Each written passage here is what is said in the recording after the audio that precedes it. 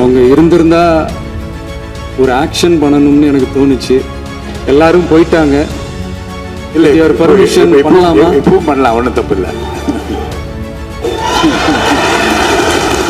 இப்பவும் சொல்றேன், மக்கள் பணத்துல இருந்து ஒரு பைசா கூட தொடமாட்டோம், தொடவும் விடமாட்டோம், தொட்டா விடமாட்டோம், இதுக்கு முன்னாடி தொட்டவங்களையும் விடமாட்டோம்.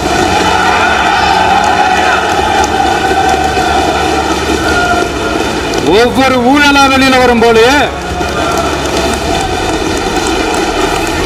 ஒவ்வொரு வேஷமா கலைஞ்சிரும் போலே, இங்க இருக்கிற நிறைய பேரு நடுங்கி போய் இதுல நம்ம மேல அவதூறு வேற. இப்ப புதுசா ஒரு வெப்பன் ஒண்ணு கொண்டு வந்திருக்காங்க. அது என்ன தெரியுமா? அவங்க தயவால தான் நம்ம ஆட்சி நடக்குதாம். மக்கள் தயவால இந்த ஆட்சி நடந்துகிட்டு இருக்கு. மனசாட்சி உள்ள சக்திகளோட ஆதரவால இந்த ஆட்சி நடந்துகிட்டு இருக்கு. அனுப்பி வச்சோம், நாங்க தான் அனுப்பி வச்சோம் அப்படின்றாங்களே. அனுப்பி வச்சவங்களுக்கு மினிஸ்ட்ரியில இடம் கொடுத்தா ஏன் கதறீங்க? ஏன் இவ்வளவு கோபம்? ஏன் இவ்வளவு கதறல்ஸ்? இதுல இன்னொரு முக்கியமான விஷயம், மார்க்சிஸ்ட் கம்யூனிஸ்ட் கட்சி நமக்கு ஆதரவு கொடுத்தது சுயேட்சையா எடுத்த முடிவுன்னு சொல்றாங்க. அதே மாதிரி இந்திய கம்யூனிஸ்ட் கட்சி நமக்கு ஆதரவு கொடுத்தது சுயேட்சையா எடுத்த முடிவுன்னு சொல்றாங்க. இதுல எங்க இருந்து நாங்க தான் அனுப்பி வச்சோம், நாங்க தான் அனுப்பி வச்சோம்னா புரியலையே. மக்களுக்கு நல்லா புரியும், எல்லாத்தையும் தெளிவா பார்த்துக்கிட்டு இருக்கிறாங்க.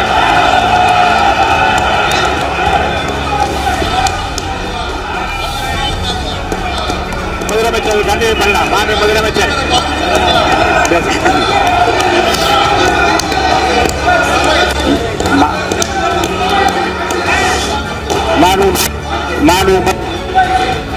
மாண்பு முதலமைச்சர் கண்டினியூ பண்ணலாம்.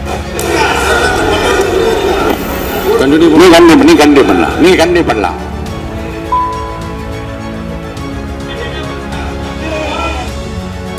இந்த சமூக நீதி அரசு, சமூக நீதி அரசுன்னு சொல்றவங்களை பார்த்து கேட்கிறேன், நம்ம பட்டியலின சகோதரர்களுக்கு எத்தனை அமைச்சர் பதவி கொடுத்தீங்கன்னு கொஞ்சம் சொல்ல முடியுமா?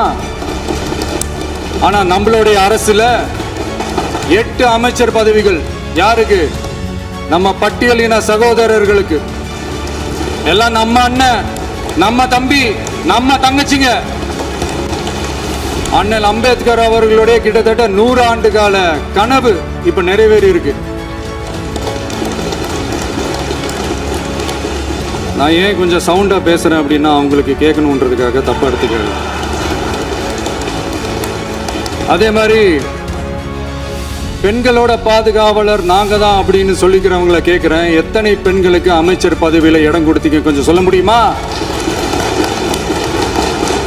எங்க அரசுல 4 சகோதரிகளுக்கு அமைச்சர் பதவி கொடுத்திருக்கிறோம்.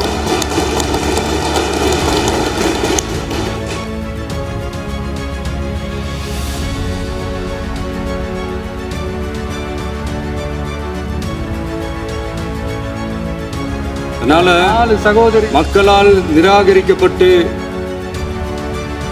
மக்களால் அகற்றப்பட்டவங்களுக்கு ஒண்ணு சொல்லிக்கிறோம், தப்பே செய்ய மாட்டோம், ஊழலே செய்ய மாட்டோம், நேர்மையா தான் இருப்போம், நியாயமா தான் இருப்போம் அப்படின்னு சொல்றவங்களால மட்டும்தான் கூட்டணி ஆட்சி அமைக்க முன் வரும்.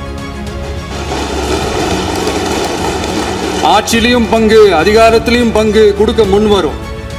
ஊழல்லையே ஊறி போனவங்களால இந்த கூட்டணி ஆட்சியோ, ஆட்சியிலையும் பங்கு, அதிகாரத்திலையும் பங்கு கொடுக்க முன் வராது. மெஜாரிட்டி இருந்தாலும் தரமாட்டாங்க, மெஜாரிட்டி இல்லைனாலும் தரமாட்டாங்க. கேட்டா ரெடிமேடா ஒரு பதில் ஒண்ணு வச்சிருப்பாங்க, கூட்டணி ஆட்சியை மக்கள் விரும்ப மாட்டாங்கன்னு. அதே மக்கள் தான் இப்ப அவங்கள பார்த்து சிரிக்கிறாங்க. நான் பதவி ஏற்ற அன்னைக்கு கொஞ்சம் டைம் அவகாசம் கேட்டேன். எதுக்கு கேட்டேன்? நிதி நிலைமைலாம் கொஞ்சம் மோசமா இருக்குது, அதெல்லாம் கொஞ்சம் சரி செஞ்சுக்கிட்டு படிப்படியாக கொஞ்சம் கொஞ்சமாக நான் கொடுத்த வாக்குறுதிகள்லாம் செயல்படுத்துவேன், அதுக்காக கொஞ்சம் டைம் அவகாசம் கேட்டேன். நான் ஏதோ வேற எதுக்காகவோ வேற யாருக்காகவோ ஏதோ அவகாசம் கேட்ட மாதிரி.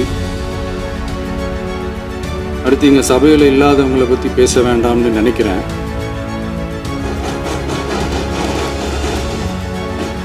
இங்கே நம்மளை பற்றி அவதூறு பரப்புறதோட மட்டும் இல்லாமல் இப்போ நம்ம மக்கள் மேலேயும் அவதூறு பரப்ப ஆரம்பிச்சிட்டாங்க. மக்கள் நமக்கு ஓட்டு போட்டது தப்பான். குடும்பம் குடும்பமா நமக்கு ஆதரிச்சது தப்பா? இது இப்ப இல்ல, நான் சொல்றது எம்ஜிஆர் அவர்கள் காலத்திலிருந்தே. அப்பவே அவர் ஜெயிச்சப்போ அதே மக்களை தப்பு தப்பா பேசுறது. மக்கள் என்ன பண்ணிட்டாங்க, எம்ஜிஆர் என்ன பண்ணிட்டாரு, எம்ஜிஆர் என்ன இது பண்ணிட்டாரு. 50 வருஷமா ஒரே டெக்னிக்கா.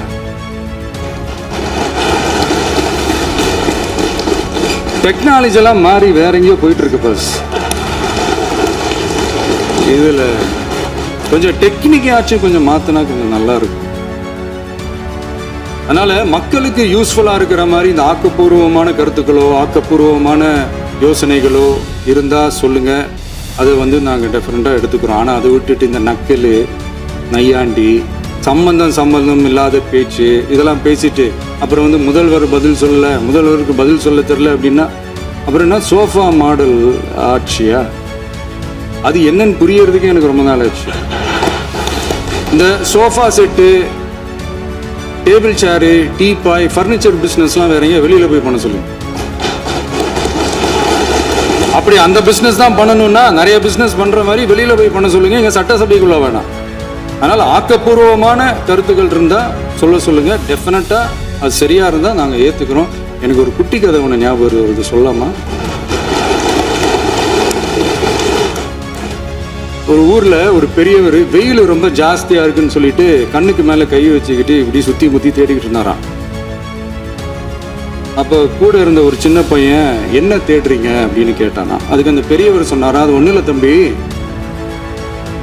உங்க அப்பா எங்கதான் இருப்பாருன்னு சொன்னாங்க, அதான் தேடிக்கிட்டு இருக்கேன். எங்க உங்க அப்பாவையா காணோம்?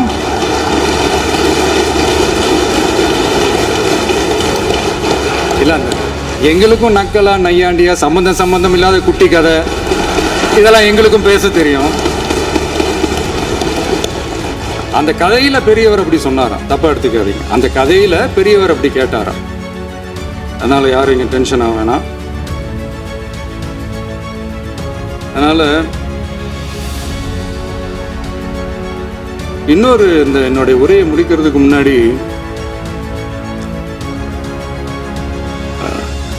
போயிட்டாங்க, பேசலாமா? உங்க கருத்துக்களை நீங்க முழுமையாக மன நிறைவோடு பேசலாம். டிவியில் சரி.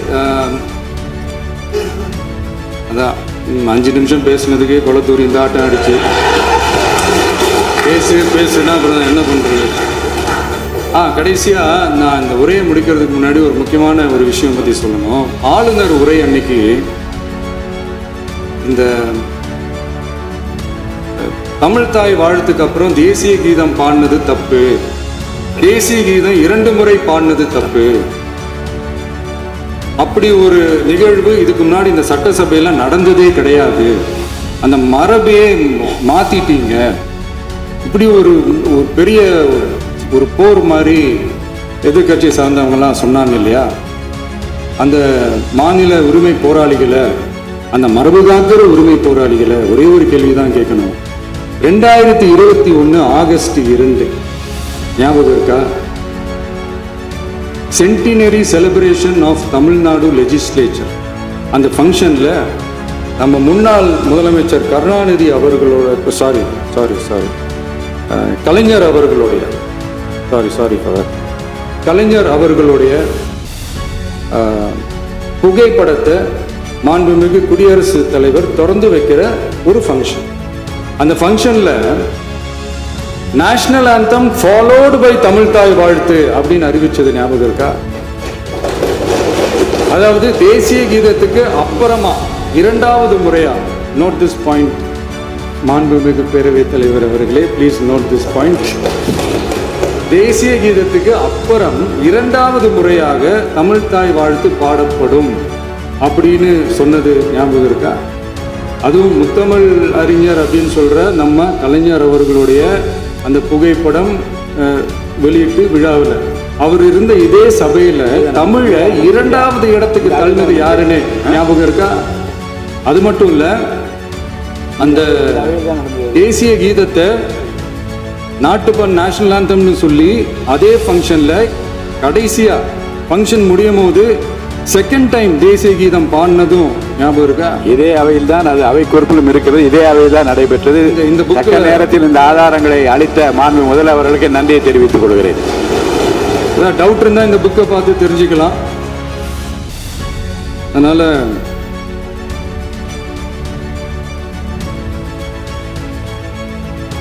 இதெல்லாம் கேட்டாங்கன்னா அது ஜனாதிபதி கலந்துக்கிட்ட ஃபங்க்ஷன், அதெல்லாம் அப்படிதான், அதெல்லாம் கண்டுக்க கூடாது அப்படின்னு சொல்லுவாங்க. இதே மாதிரி தான் பேசுறது ஒன்று, செய்யறது ஒன்று, செய்யறது ஒன்று, பேசுறது ஒன்று. இதெல்லாம் மக்கள் பார்த்துக்கிட்டு இருக்காங்க. எலெக்ஷனுக்கு முன்னாடி தான் அப்படி செஞ்சுக்கிட்டு இருந்தாங்க. இப்போ எலெக்ஷனுக்கு அப்புறம் அதே தான் செய்கிறாங்க. இந்த விஜயையும் சாமானியர்களின் உண்மையான சமூக நீதி அரசையும் அவமானப்படுத்துறதுக்கு தான் அவங்களோட அந்த பொலிட்டிக்கல் சீனியாரிட்டி அது பயன்படுத்துது போல. சரி, செய்யட்டும் செய்யட்டும், நல்லா செய்யட்டும். இப்போ ஆனாலும் நம்மளுடைய மாநில உரிமை, மொழி உரிமை, உத்தம உத்திரர் போல வேஷம் போடுற எதிர்கட்சிக்கு ஒன்றை மட்டும் ஆணித்தரமாக சொல்கிறோம். உங்களை மாதிரி தமிழ்னு சொல்லிக்கிட்டு, மொழி, பண்பாடு, கலாச்சாரம்னு சொல்லிக்கிட்டு ரெட்டை வேஷம் போடுறவங்க நாங்கள் கிடையாது. உலகெங்கும் வாழும் என் தமிழ் சொந்தங்களுக்கு நம்முடைய உத்தரவாதம் தமிழ் தான் எங்கள் உயிர் நாடி அப்படின்றத மறக்க மாட்டோம். இப்போவும் சொல்கிறோம், மாநில உரிமையில் எப்பவும் உறுதியாக இருப்போம். அதே சமயத்தில் அரசியல் வேற, ஒன்றிய மாநில அரசுகளுக்கு இடையே இருக்கிற நிர்வாக அணுகுமுறை வேற. இதில் நாங்கள் ரொம்ப தெளிவாக இருக்கிறோம். அதனால் எங்களுக்கு பாடம் எடுக்கிறதா நினச்சிக்கிட்டு உங்கள் வேஷத்தை நீங்களே கொஞ்சம் கொஞ்சமாக கலைச்சிக்கிட்டே வரீங்க, மறந்துடாதீங்க. அப்புறம் நேற்று எதிர்கட்சி தலைவர், மாண்புமிகு எதிர்கட்சி தலைவர் பேசும்போது நிறைய பேசினாங்க. அதில் ஒன்று மட்டும் அரசு சொல்கிறதா நினச்சிக்கிட்டு நம்மளை இன்டைரக்டாக ஈவில் அப்படின்ற அந்த வார்த்தையை யூஸ் பண்ணாங்க. எனக்கு ஒன்று தான் சொல்லணும்னு தோணுது. ஈவில்ஸ்னு டெவில்ஸ் பேசக்கூடாது.